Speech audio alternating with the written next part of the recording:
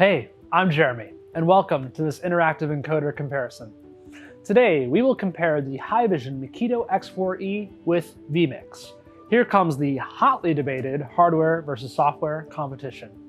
We're going to compare these encoders' qualities of H.264 streams to YouTube in a slightly challenging but realistic streaming scenario.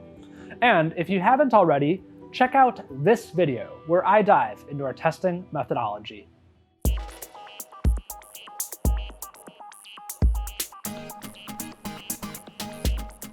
The Haivision Makito X4D is an industry-leading encoder that focuses on high-end transport streaming, while vMix is an extremely popular software switcher with a ton of features, including streaming.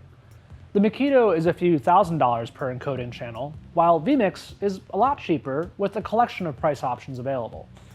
While Makito has a dedicated chassis, vMix is a software program that we run on Production Bot, but you can run on many different Windows PCs. When it comes to the streaming itself, the Makito X4D has purpose-built encoding chips optimized for that one task, while vMix uses software-based FFmpeg or NVIDIA's hardware-based encoding, which is what we will be testing. At the end of the day, we have two awesome solutions for professional streaming. We did two tests with each encoder. With the first test, we matched the settings on vMix and the Makito as closely as we could to put them on a level playing field. This allows you to just see the difference between hardware and software encoding, with the structure of the encoding the same. Then, we optimized both, tweaking the profiles and encoding structures as much as we could. All four of these were streamed to YouTube and archive. The content is 1080p 30 at 5 megabits per second. It's testing time. I encourage you to head to the description and watch these videos in a blind test. Watch, take notes, and pick your favorites first. Then, expand the descriptions inside those videos to reveal which is which. Let's pause so you can do that, and then I'll come back and we can compare notes and comparisons. Let's do it. All right, so what did you think? Well, in our opinion, the biggest difference between vMix and the Makito is the color depth. In the first section, check out the fading color blocks in the top right. vMix struggles with those colors, especially blue for some reason, creating some weird macro blocking here. The rotating gradient on the far left shows a lot of macro blocking on vMix, and the color ramps towards the bottom left show a bit more stair-stepping than the Makito does. By comparison, the Makito handles the gradient more smoothly, even at identical settings. I noticed a bit more consistency in the smoothness of these ripples in the Makito streams, even though there were no dropped frames in any of these recordings or streams. Second, we noticed differences in the confetti scene. Confetti is a well-known encoder destroyer that we deal with every New Year's, so we made sure to include it here. And at 5 megabits per second, neither of these encoders do particularly well compared to the source footage, which was expected. Both of them mush up the confetti when it's extremely dense. At comparable settings, Makito and vMix actually look very similar. When optimized, both look a bit better. vMix's RTMP streaming allowed me to tweak the encoding speed, which might have helped a bit with all the movement.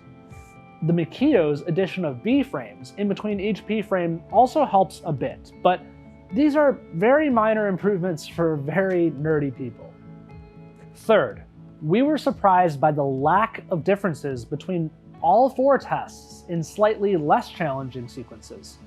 The water scene, which is meant to highlight movement and detail without much color, is rendered very similarly in all four.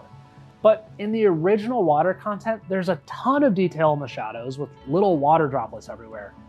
None of these encoders can pick out that detail at this quality, which isn't a huge surprise. But when the confetti gets less dense, or I just look at a stream of water, it's really hard to tell any differences. So, what was it like to configure these? Well, vMix doesn't give you much in configuration. I wasn't able to make it look much better without changing the bitrate, which was against the rules for this test. There are a few settings that RTMP allows you to change, and I would love to see this expanded into the SRT section in the future. The Makito's ability to control GOP structure, color depth, and encoding profiles gives me a bit more options, even though not all of those options are available at H.264. Let's imagine for a second that we weren't going to YouTube, but rather transporting these streams to a control room for switching. In this case, I will start to see much more of a difference. I later tested the confetti scenes at higher bit rates and even HEVC for both vMix and the Makito. I found that the Makito cleaned up way sooner than vMix did at comparable bit rates. When using HEVC at 10-bit color depth in an HDR profile, a setting that the Makito has that the vMix settings just don't offer, the Makito got this looking almost as good as the original footage. And that was at just 18 megabits per second HEVC. I wish I could illustrate this over YouTube, but I just can't, so you'll have to download the source content in the description, and trust that it looks about the same. I could never get vMix to look that good, especially with the limited color depth. But again, this is extremely challenging content. In the end, I slightly prefer Makito for YouTube, even if the differences in the visual quality are slight, because I can tune it to the type of content I'll be streaming. vMix just doesn't give me that same level of control. If the content is corporate, maybe educational or a talk show, and that's what you're doing a lot, then I don't think you'll see a ton of difference between these encoders either way. But with fast-moving sports, esports, you will probably prefer the Makito in the long run. It's just up to you if that price difference is worth it. What other hardware encoders should we test? How does vMix stack up against other software solutions? Let us know what you want us to test next. Please like this video if you enjoyed it, and comment below what your findings were. Thanks for your participation, and we'll see you next time.